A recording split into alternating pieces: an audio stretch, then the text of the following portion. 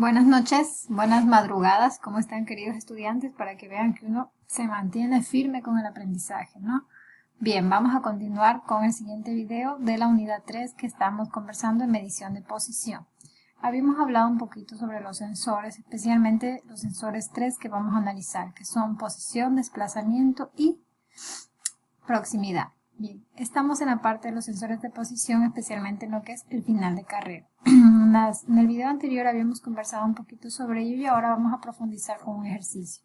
Aquí tenemos claramente los finales de carrera y las posiciones en las cuales este puede funcionar y también una aplicación en el uso de interruptores electromecánicos, ¿ya? Bien, aquí podemos ver que se lo utiliza especialmente para el control de las luces traseras. Al presionarlo genera un contacto, ¿no? Pero es un contacto físico porque habíamos estudiado que los finales de carrera tienen un contacto físico entre el objeto y el sensor, que es el final de carrera, ¿ya? Otra aplicación que podemos ver es en esta, ¿ya? Esta de aquí, por ejemplo. Analicemos este circuito. Miren, si yo tengo una tensión y cierro el interruptor, ¿no es cierto? Así está con el circuito abierto. Primero analicemos. Tenemos una tensión, un interruptor abierto. Tenemos dos finales de carrera. Vamos a ver. Ambos están abiertos, ¿no es cierto? En este sentido, podemos darnos cuenta que está conectado al motor en un sentido y regresa a la fuente. Y también tenemos otro en otro sentido que está conectado al motor y regresa a la fuente. Analicemos los dos casos. Caso A. Se cierra el interruptor y tenemos al final de carrera sin activar. Si no se activa, para este ejercicio en específico, ¿no es cierto? Si no se activa, podemos darnos cuenta que la corriente fluye, ¿no es cierto? A través del circuito, pasa por el motor en un sentido y luego regresa por el final de carrera no activado hacia la fuente. Perfecto. ¿Qué pasa si se activan ambos finales de carrera? Veamos ahora este caso, ¿qué es lo que sucede? Obviamente con el interruptor cerrado circula corriente, ¿verdad? Pero como se activó el final de carrera, este conmuta al otro contacto y ahora la corriente pasa a través del motor por el sentido contrario, ¿sí lo ven? Y regresa a la fuente por el contacto conmutado, ¿sí lo se dan cuenta? ¿Qué ocurrió aquí? Pues ocurrió un cambio de giro, ¿ya? Un cambio de giro del motor. Cuando el primer ejercicio giraba hacia este lado. Así, bueno, es que si estoy viendo desde mi lado, diría que gira hacia el lado izquierdo, desde su lado, quizás al lado derecho. Depende de cómo le vean, ¿no? Pero bueno, cierra el interruptor. Cuando no está activo, tenemos que la corriente fluye a través del motor y se cierra y retorna a la fuente y gira del lado de mí, así como estoy yo, hacia el lado izquierdo. Y bueno, cuando se activan los finales de carrera, ahora cambia de sentido. Al activar el final de carrera, el contacto cambia, ¿ya? Y por tanto el motor gira del lado contrario. En lo personal me gustaría mucho que adquirieran los materiales y hicieran el ejercicio en sus casas para que vieran la aplicación y porque la verdad es que es entretenido. Ya, eso por ese lado. Vamos a avanzar. Otra aplicación que podemos darnos cuenta es en lo que son los circuitos de control para subir y bajar una plataforma. Aquí podemos ver un cilindro hidráulico, ¿ya? Pero que se mantendrá accionado o subiendo hasta que el final de carrera haga contacto con este es el sensor, este es el objeto. Una vez que hace contacto con el mismo, se detiene. Ahora bien, en el descenso, ¿qué es lo que ocurre? Cuando este cilindro hidráulico se presiona, ¿no? Para que descienda, en un tablero de control se lo presiona para que descienda, desciende hasta que toca el otro final de carrera que vendría a ser, también se denomina interruptor límite, ¿ya? Y este es el motor, o en este caso que está hablando, ¿no? O la bomba, pero que bueno, tiene motor. Esta es otra aplicación. Esta de acá tenemos una aplicación de un brazo de contacto, donde al tocarlo, ¿ya? Se activa el sensor y puede ser que cuente cajas, puede ser dependiendo de lo que se haya fijado en el controlador.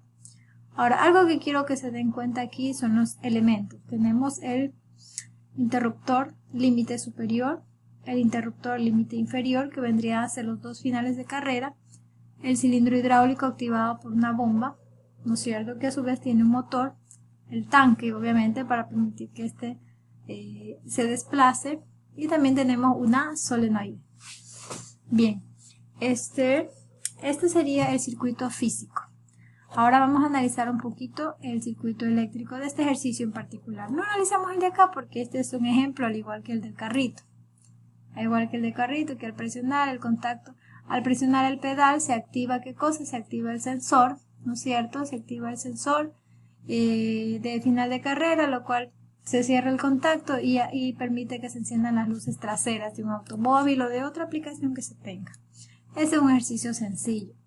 Este de acá ya lo vimos, este sí me gustaría que lo repliquen porque es bastante interesante, utilizando dos finales de carrera para cambiar el giro de un motor. Ya lo comprendimos, ¿verdad? Su utilidad.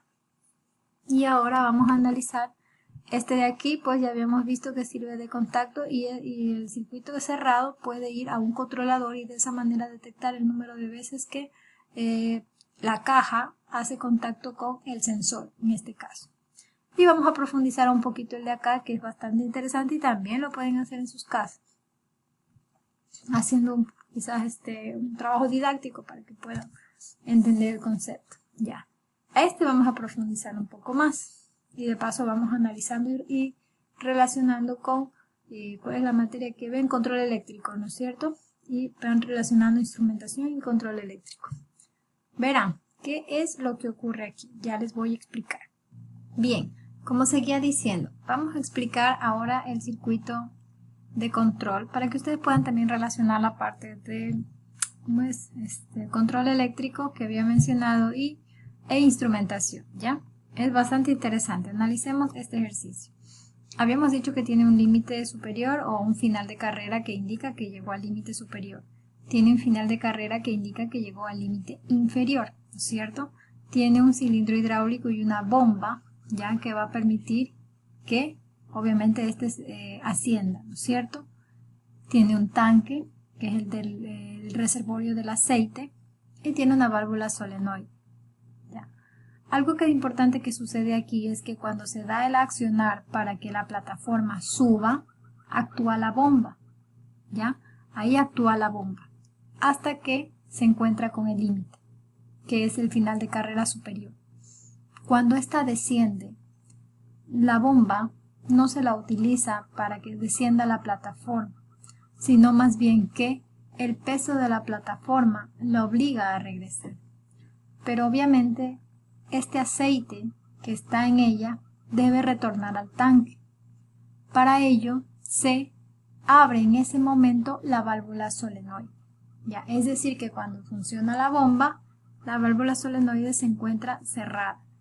Y ese momento será cuando la plataforma sube.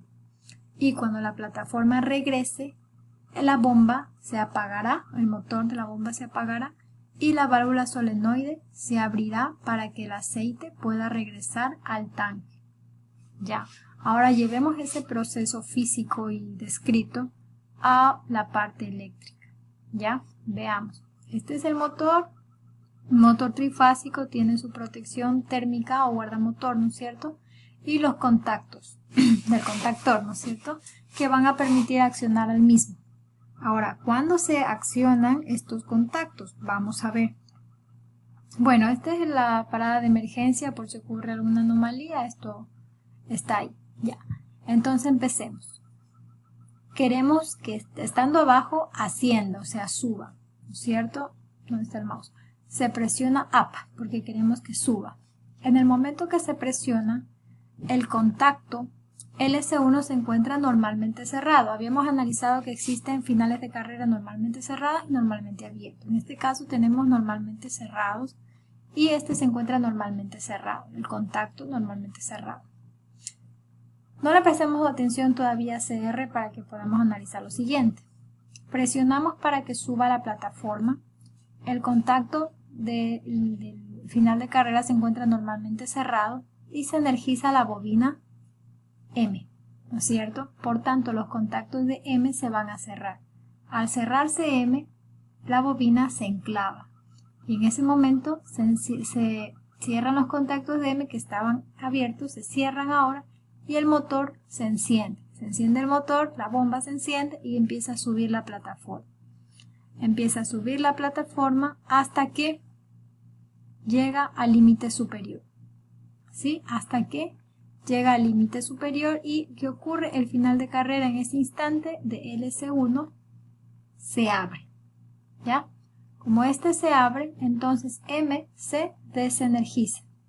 Y por tanto los contactos que estaban cerrados ahora se abren y el motor se apaga. Ahora bien, ¿qué es lo que ocurre luego? Veamos. Tenemos ahora la parte cuando desciende, ¿no es cierto? Está arriba y va a descender. Entonces, cuando desciende, yo presiono, ¿no es cierto? Y el contacto LC2 se encuentra normalmente cerrado, porque todo el tiempo se encuentra normalmente cerrado, ¿no es cierto? Y cuando yo presiono, ¿qué es lo que ocurre? Se energiza la bobina CR y a su vez se cierra su contacto y esta se enclava.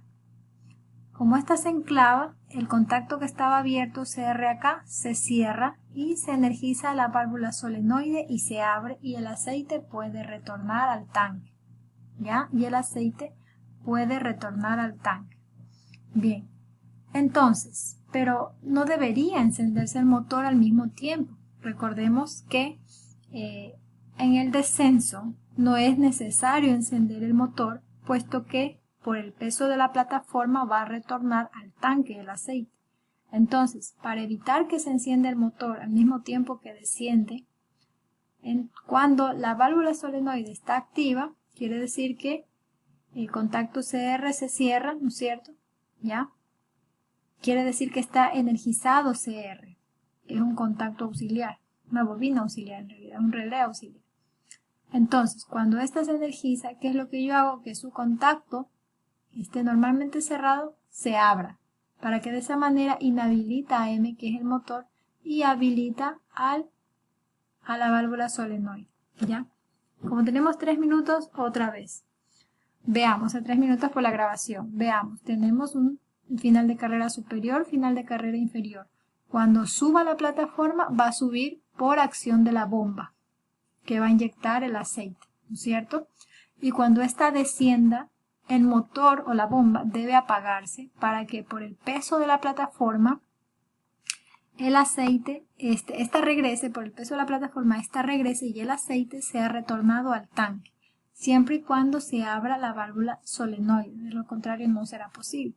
¿No es cierto? Aquí tenemos una electroválvula a la cual se le ha llamado solenoide. Ya, es una válvula solenoide. Entonces, ahora vámonos al circuito eléctrico. Cuando se presiona up es porque quiero que suba, la plataforma. Entonces, tenemos un final de carrera que es normalmente cerrado. Hay de dos tipos, normalmente cerrado y normalmente abierto. Queremos que sea normalmente cerrado, ¿ya? Entonces, ¿qué es lo que ocurre? Cuando presionamos que suba, el contacto está normalmente cerrado. Olvídense un ratito de este contacto CR normalmente cerrado y hasta ahí nomás. Presionamos, como el contacto del final de carrera es normalmente cerrado, ¿no es cierto? Al presionar se energiza la bobina M. Al energizarse, los contactos que estaban abiertos se cierran y los que estaban cerrados se abren. Por tanto, el contacto M que estaba abierto se cierra y la bobina se enclava. Así también los contactos M de acá se cierran y entonces empieza a funcionar la bomba o el motor de la bomba. Tiene un motor. Entonces empieza a fluir aceite y por acción de la misma la plataforma empieza a subir. Pero sube hasta que llega al final de carrera LS1. En ese instante, cuando llega, el contacto LS1 se abre y por tanto el motor se apaga, ¿verdad? Se apaga porque ya se abrió y se desenergiza M y los contactos que estaban cerrados se vuelven a abrir, como ocurre aquí, se vuelven a abrir, se desenergiza.